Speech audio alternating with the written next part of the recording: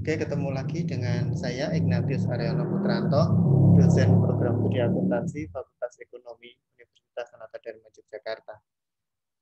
Kali ini video yang mau saya bagikan ini adalah materi database management system, masih dalam konsep data modeling, permodelan data. Dan kali ini yang akan saya bahas adalah cardinality constraints, ya, atau aturan-aturan kardinalitas yang biasanya melekat pada konteks ketika kita akan membuat entity relationship diagram atau diagram hubungan antar entitas. Nah, maka di sini Hofer mengatakan cardinality constraints is a rule that specifies the number of instances of one entity that can or must be associated with each instance of another entity. Jadi aturan kardinalitas ini sebenarnya mengatur mengenai berapa jumlah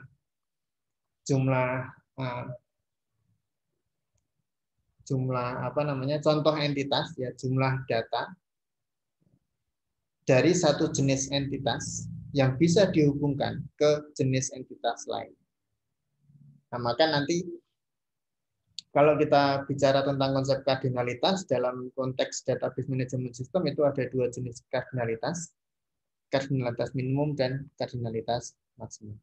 Oke, di sini ada gambar relationship yang nanti akan menjadi contoh, ya, yaitu hubungan antara movie dan DVD. Ya, bagi mahasiswa kalau zaman sekarang sih DVD mungkin udah nggak terlalu ini ya, nggak terlalu hits ya. Zaman saya dulu rental DVD itu banyak sekali kan. Ya, kalau sekarang kan nonton bisa streaming dan sebagainya. Nah, maka untuk yang tidak tahu DVD itu apa, saya beri gambaran aja. DVD itu adalah suatu media penyimpanan digital storage device. Isinya adalah film-film, bisa film, bisa musik. Kalau DVD digital video, video digital itu sifatnya untuk atau biasanya untuk menyimpan film kan gitu ya. Maka di sini disebutkan DVD itu ada kaitannya dengan movie. Nah, relationship antara movie dengan DVD ini yang nanti akan kita gunakan sebagai contoh untuk menjelaskan atau untuk melihat bersama apa itu konsep kardinalitas. Jadi kita mulai dari kardinalitas minimum, ya, atau minimum cardinality. Minimum cardinality of a relationship is the minimum number of instances of entity B that may be associated with each instance of entity A.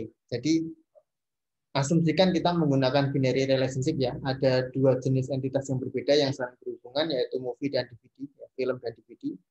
Nah, berarti kardinalitas minimum itu adalah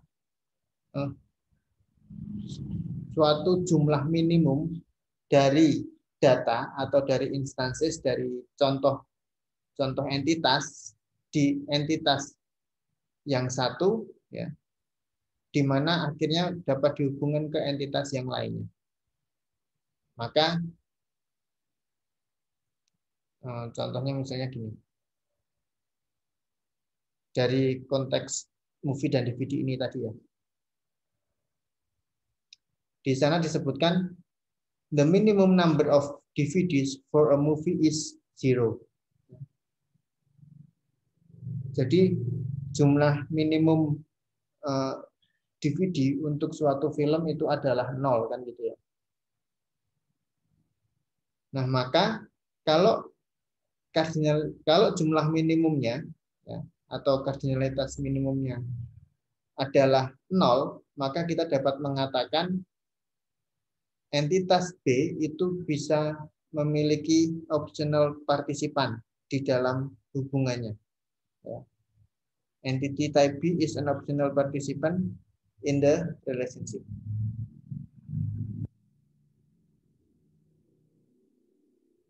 Kenapa disebut optional?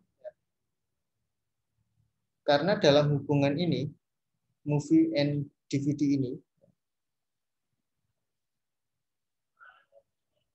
kalau kita bicara tentang konsep film, itu kan media penyimpanannya sebenarnya bisa bermacam-macam gitu ya. Ada bisa DVD, bisa pakai penyimpanan yang lain kan gitu. Maka di sini disebutkan DVD itu jumlah minimumnya 0, artinya bisa saja film itu tidak disimpan dalam DVD.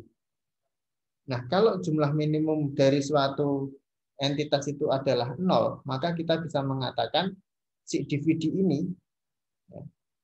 ini adalah partisipan yang sifatnya opsional, yang sifatnya tidak wajib dalam konteks hubungan ini antara movie dan DVD. Movie is stock as DVD ya. Jadi orang nyimpan film itu bisa dalam bentuk DVD, bisa enggak kan gitu.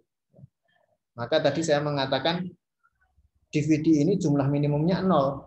Kenapa? Karena bisa saja filmnya tidak disimpan di DVD, tapi disimpan di media yang lain. Maka hubungan ini, dalam hubungan ini, si entitas DVD, entitas B, ini sifatnya adalah partisipan yang opsional. Bisa ada dalam hubungan itu, bisa juga enggak.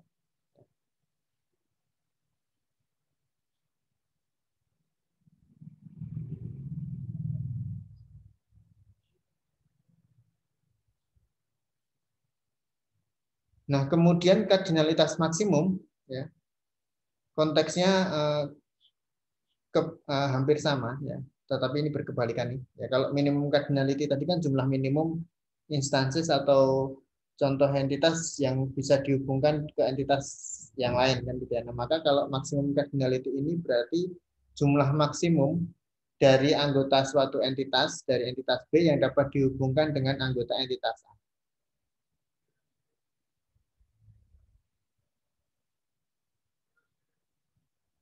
Nah, maka kalau kita lihat dari hubungan ini antara movie dengan DVD, kardinalitas maksimumnya adalah banyak.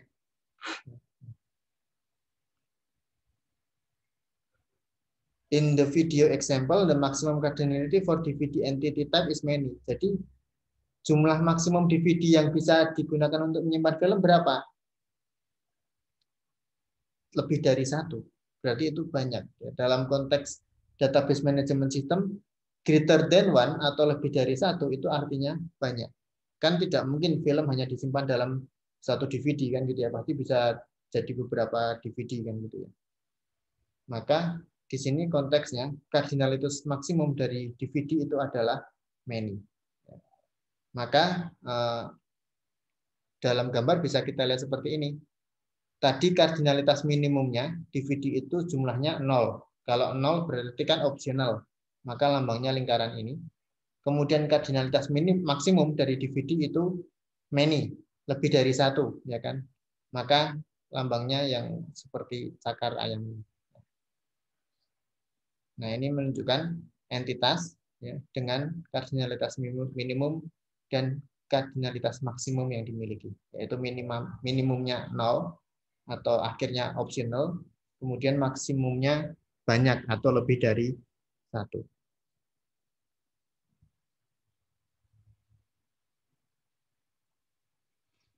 Nah, kemudian di sini yang disampaikan oleh Hover adalah a relationship is of course bidirectional. So there is also cardinality notation next to the movie entity. Ya, jadi yang namanya hubungan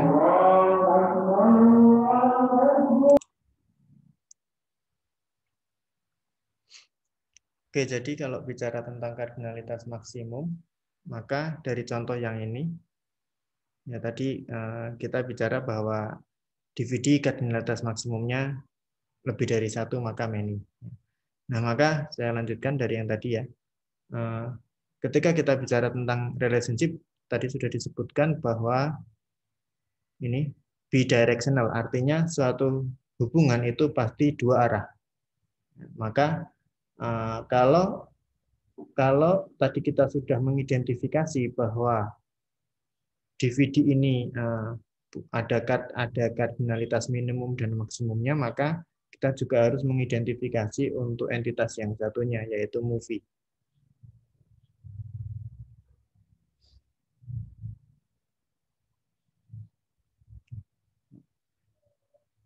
Maka untuk movie itu kardinalitas minimum dan kardinalitas maksimumnya minimum 1, maksimum 1. Nah, artinya apa? Artinya atau konsekuensinya, kalau tadi dalam konteks DVD, ya, dia kardinalitas minimumnya adalah 0, maka efeknya adalah partisipasi dari entitas DVD itu opsional, kan gitu ya. Sementara di sisi yang lain, kalau kardinalitas minimum itu adalah 1, maka kita bisa mengatakan partisipasinya adalah mandatori atau wajib. Artinya, ya, kalau kita bicara tentang konteks movie, maka ini konteksnya dia memiliki partisipasi yang wajib ada dalam hubungan tersebut, kan gitu. Sementara kalau DVD tadi kan sifatnya opsional, ya, tidak wajib.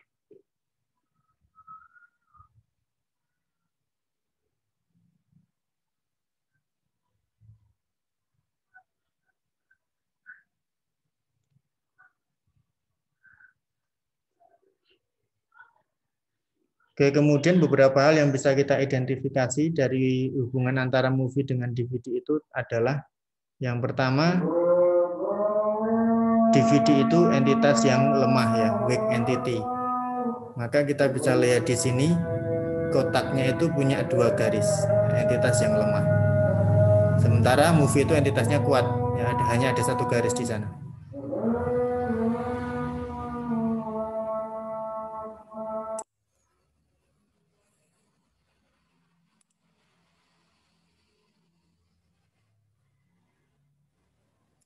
Oke, kenapa DVD itu disebut dengan entitas lemah? Kalau dari konsepnya, entitas lemah itu adalah entitas yang tidak dapat berdiri tanpa ada peranan dari entitas yang lainnya. Nah, maka DVD itu juga demikian sifatnya. Ya, di sini disebutkan a DVD cannot exist unless the owner movie also exists. Jadi DVD itu nggak akan bisa ada kalau nggak ada movie-nya, kalau nggak ada filmnya.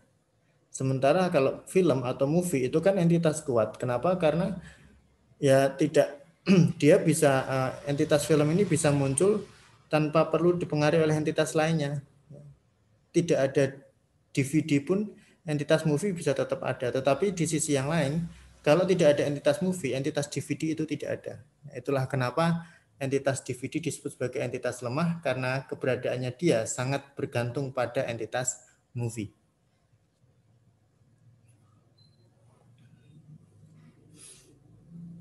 Oke, kemudian hal menarik lainnya yang perlu kita identifikasi adalah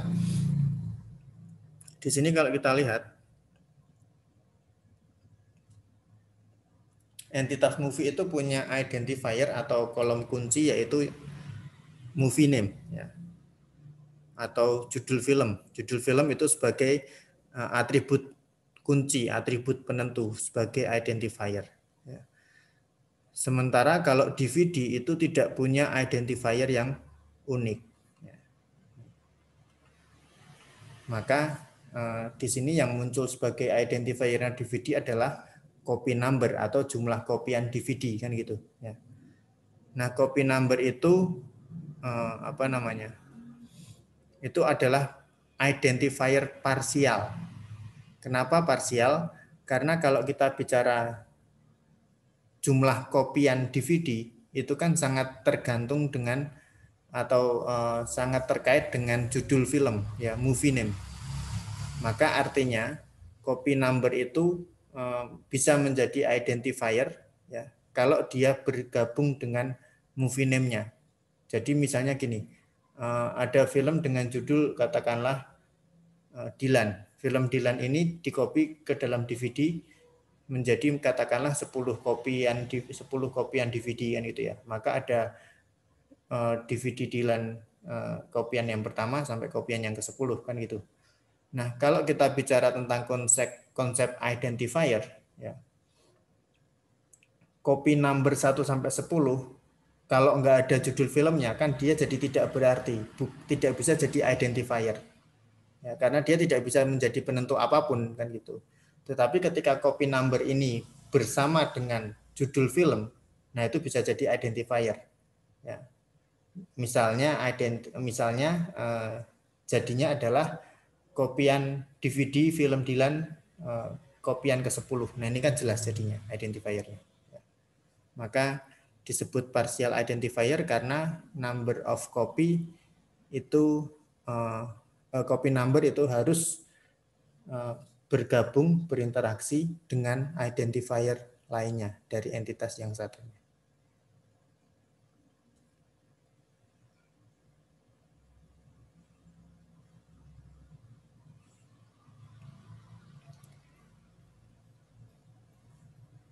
Oke, kemudian ini ada beberapa contoh relationship dan kardinalitasnya.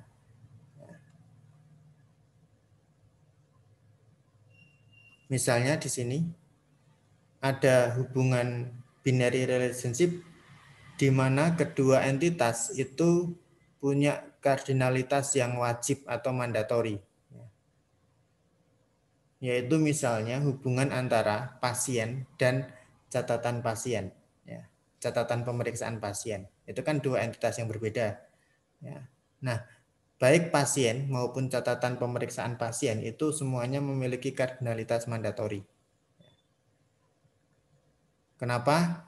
Karena kalau kita logika, setiap pasien, yang namanya pasien kan berarti dia pernah dirawat di rumah sakit kan itu. Setiap pasien itu pasti punya catatan perawatan, punya patient history. Kan tidak mungkin ada pasien yang tidak punya catatan perawatan sama sekali. Maka itu wajib. Di sisi yang lain, patient history itu pasti mewakili pasien. Yang namanya catatan rekaman medis pasien itu kan berarti akan mewakili pasien yang terkait kan itu. Tidak mungkin ada catatan rekam medis pasien tapi nggak ada nama pasiennya. Nah ini contoh bahwa ada hubungan di mana dua entitasnya memiliki kardinalitas yang sifatnya wajib. Oke, kemudian yang kedua contoh kalau dua entitas itu yang satu kardinalitasnya wajib, yang satu kardinalitasnya opsional. Contohnya employee dan project, karyawan dan proyek yang dikerjakan.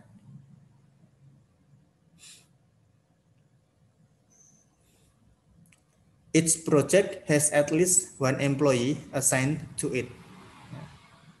Setiap proyek itu paling tidak ada satu karyawan yang mengerjakan proyek tersebut. At least one, minimal ada satu karyawan. Kan tidak mungkin ada proyek yang tidak ada karyawan yang mengerjakan kan gitu. Maka setiap proyek minimal punya satu karyawan yang mengerjakan proyek tersebut. Bisa nggak kalau karyawan yang mengerjakan proyeknya itu lebih dari satu? Bisa.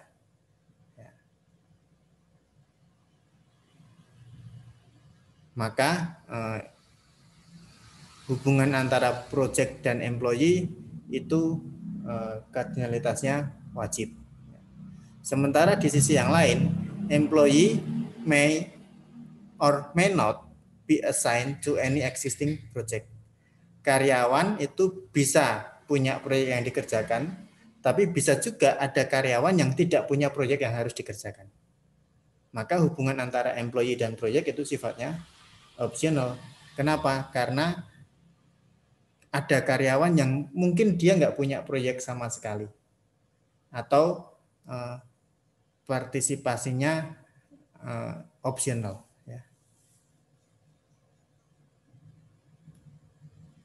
Kardinalitas minimumnya 0.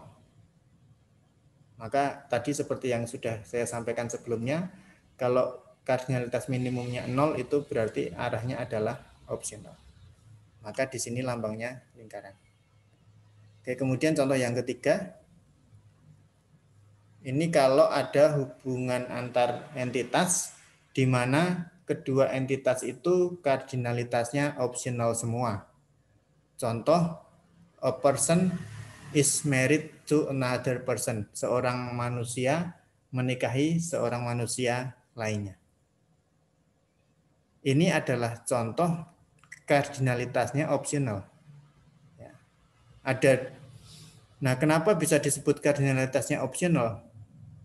Ya karena logikanya, ada orang yang menikah dengan orang yang lain, tetapi ada juga orang yang tidak menikah dengan orang lain. Maka di sini konteksnya menikah itu tidak wajib. Menikah itu optional. Berarti kita bisa mengatakan hubungan antara satu orang dengan orang lain dalam hubungan pernikahan itu sifatnya optional atau tidak wajib. Karena faktanya ada orang yang menikah, ada juga orang yang tidak menikah. Nah, itu beberapa contoh relationship ya dengan beberapa variasi kardinalitasnya. Ada yang dua entitasnya itu semuanya sifatnya mandatori, ada yang dua entitas, satu mandatori, satu optional, ada yang dua entitas, dua-duanya optional. Oke, kemudian terakhir untuk video ini adalah contoh cardinality constraint atau aturan kardinalitas untuk hubungan ternary. Karena dari yang tadi saya bahas kan hubungan binary ya, jadi lebih mudah untuk dilogika. Nah, kalau hubungan yang sifatnya ternary, maka kardinalitasnya menjadi lebih kompleks. Kenapa? Karena ada 3 entitas yang terlibat dalam hubungan tersebut. Maka saya masih menggunakan contoh yang sebelumnya.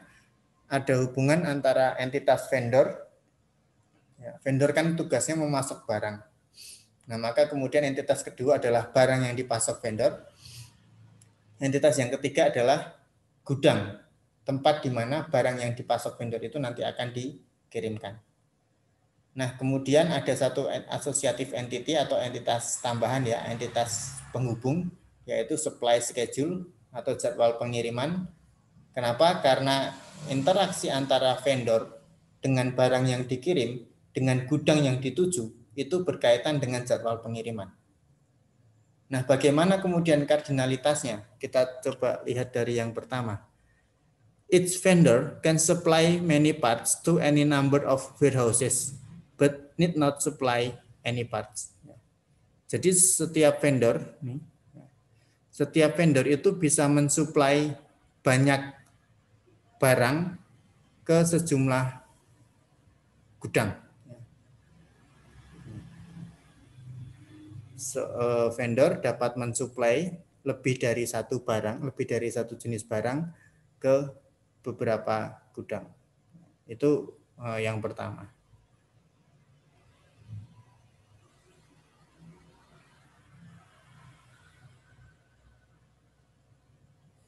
Kemudian yang kedua, each part can be supplied by any number of vendors to more than one warehouse, but each part must be supplied by at least one vendor to a warehouse.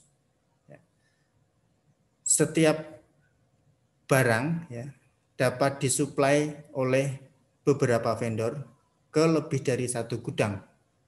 Tetapi setiap barang itu pasti disuplai oleh minimal satu vendor ke minimal satu gudang. Nah, itu yang kedua ini. Yang part.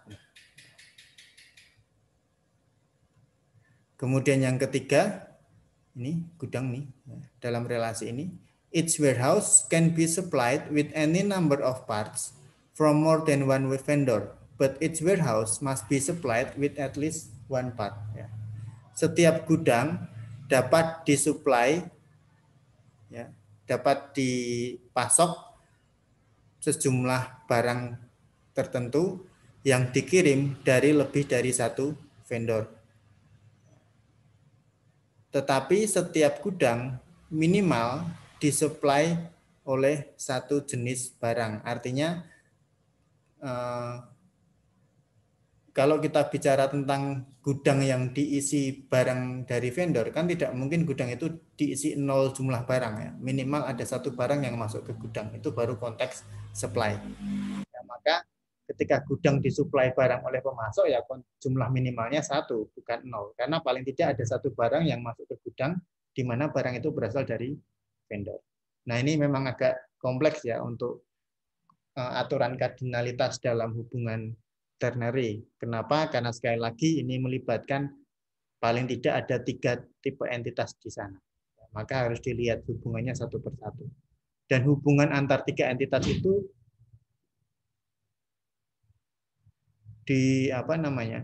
dimoderasi oleh associative entity, maka garis relationship-nya semuanya ke sini ke associative entity. Nah, itu yang bisa saya sampaikan mengenai cardinality constraint atau aturan kardinalitas. Ya, ada kardinalitas minimum, ada kardinalitas maksimum. Semoga bisa kita diskusikan materi ini, ya, karena memang untuk mengetahui, memang yang namanya hubungan itu rumit, untuk bisa memahami makna dari suatu hubungan memang perlu berpikir secara lebih mendalam kan gitu ya. Sehingga nanti hubungannya akan bisa jauh lebih berkesan. Oke, terima kasih sudah menyimak video ini. Kita ketemu di video-video yang berikutnya.